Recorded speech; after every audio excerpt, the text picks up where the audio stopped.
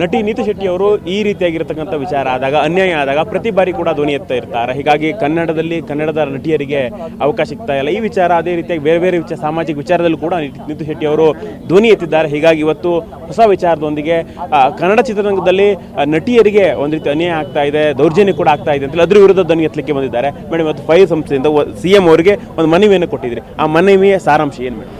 So ಸಾರಾಂಶ ನೀವು ನಿನ್ನೆ ನೋಡಿದ್ದೀರಾ ಅಲ್ವಾ, ಮೀಡಿಯಾದಲ್ಲೂ ಓಪನ್ ಆಗೇ ಇತ್ತು. ಸೊ ಸೇಮ್ ಥಿಂಗ್ ಏನಂದರೆ, ಒಂದು ಇನ್ವೆಸ್ಟಿಗೇಟ್ ಮಾಡೋದು, ಇನ್ನೊಂದು ಯಾಕಂದರೆ ತುಂಬ ಜನ ಸಂತ್ರಸ್ತೆಯರು ಇದ್ದಾರೆ, ಇನ್ನೊಂದು ಮೇನ್ಲಿ ನಮಗೆ ಬೇಕಾಗಿರೋದು ಒಂದು ಸೇಫ್ ಎನ್ವೈರನ್ಮೆಂಟ್.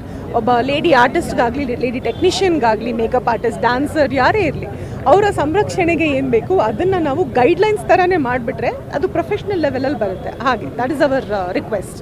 ಮೇಡಮ್, ಈಗ ಒಂದಿಷ್ಟು ಸ್ಪೆಸಿಫಿಕ್ ಪ್ರಕರಣವನ್ನು ಉಲ್ಲೇಖ ಮಾಡಿ ಈ ರೀತಿ ಆಗಿದೆ, ಆ ರೀತಿ ಉದಾಹರಣೆ ಕೊಟ್ಟು ಹೇಳೋದು, ಅಥವಾ ಹಿಂದೆ ಈ ಫೈರ್ಗೆ ಏನಾದರೂ ಈ ಥರ ದೂರುಗಳು, ಲೈಂಗಿಕ ದೌರ್ಜನ್ಯ ಆಗಿರೋ ಬಗ್ಗೆ ದೂರುಗಳು ಬಂದಿದೆಯಾ? CM ಅವ್ರಿಗೆ ಆ ದೂರುಗಳ ಬಗ್ಗೆ ಏನಾದರೂ ಮಾಹಿತಿ ಕೊಟ್ಟಿದ್ರಾ ಅಂತ? CM ಸರ್ಗೆ ನಾವು ಈ ದೂರುಗಳ ಬಗ್ಗೆ ಮಾಹಿತಿ ಕೊಟ್ಟಿಲ್ಲ, because it is very in detailed ಆಗಿದೆ. ಸೊ ಅದು ರಿಪೋರ್ಟ್ಸ್ ಏನಿದೆ ಅದಿದೆ ಅಷ್ಟೇ, ನಾವು ಅದನ್ನೆಲ್ಲ ಅವ್ರಿಗೆ ಹೇಳಕ್ಕೆ ಹೋಗಲಿಲ್ಲ. ಬಟ್ ಒನ್ ಲೈನಲ್ಲಿ ಹೇಳಿದ್ದೀವಲ್ವಾ, ದಟ್ ಈ ಥರ ನಮಗೂ ಒಬ್ಬರು ರಿಟೈರ್ಡ್ ಜಡ್ಜ್, ನಿಷ್ಪಕ್ಷಪಾತವಾಗಿ ಇದು ಮಾಡುವಂಥ ಒಬ್ಬರು ಜಡ್ಜ್ ಬೇಕು ಅಂತ.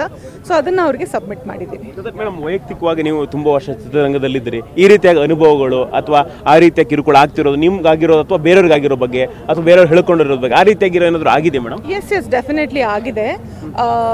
ಬಟ್ ಏನಂತಂದರೆ ನನ್ನ ಅಂದರೆ harassment is harassment at the end of the day.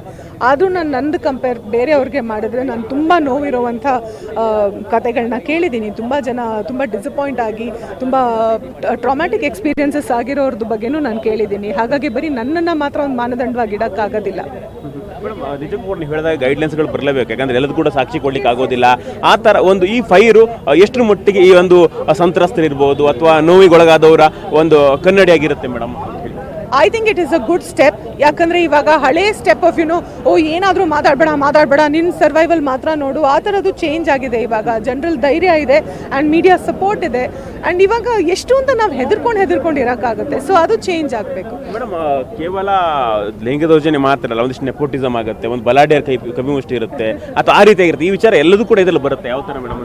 So ಅದು ಸೆಕೆಂಡ್ರಿ. ಅದು ಅಷ್ಟೊಂದು ನಮಗೆ ನಮ್ಮ ಫೋಕಸ್, ನೆಪೋಟಿಸಮ್ ಎಲ್ಲ ನಮ್ಮ ಫೋಕಸ್ ಅಲ್ಲ.